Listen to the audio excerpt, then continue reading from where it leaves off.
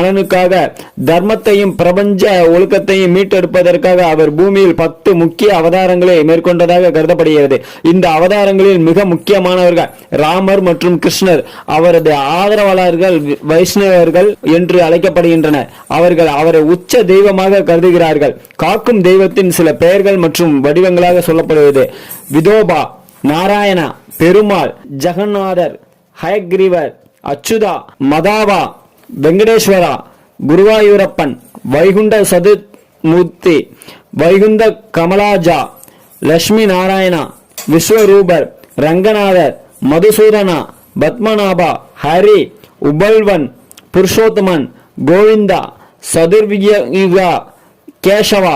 தச அவதாரம் விஷ்ணுவின் 10 முக்கிய அவதாரங்களை குறிக்கிறது. மத்ஸ்ய மீன் அவதாரத்தை குறிக்கிறது.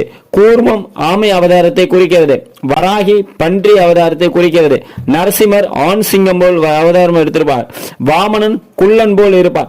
பரசுராமன் பிராமண போர் வீரன் அவதாரத்தை குறிக்கிறது.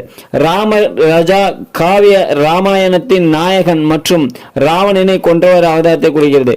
மகாபாரதம் மற்றும் பகவத்கீதையில் மைய கதாபாத்திரமான கிருஷ்ணர் கம்சனை கொன்றவர். அசுரர்களின் ஏமாற்றுக்காரன் புத்தர் அவதாரத்தை குறிக்கிறது.